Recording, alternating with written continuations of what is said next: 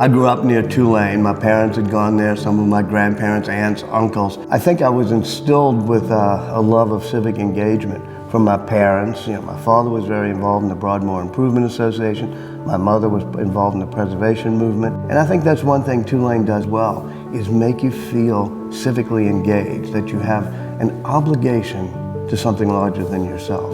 There's a picture of my parents that I love when they went to a party at Tulane, and the theme was Rhapsody in Blue.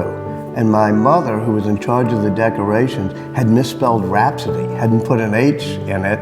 And so my father took a clarinet and put it over between the R and the A so nobody would notice that it was misspelled. So here's my father right here in the undergraduate engineering class.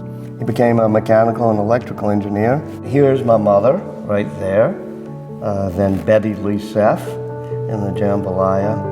I grew up loving Tulane, and when I was asked to serve on the board, that was just a huge honor for me. One of the things I realized on the Louisiana Recovery Authority was that Tulane would be the engine that would bring us back. One of the high points of being on the board was that day in January when the students finally came back after the storm. They came to Tulane because it meant helping bring a city back. So you got people who were good of heart. Tulane is a center of innovation. It is a place in which the arts and creativity and music combine with technology. And that's the strength of Tulane in an era when we're going to be moving beyond just information technology and saying, how are we going to connect the creative arts to technology?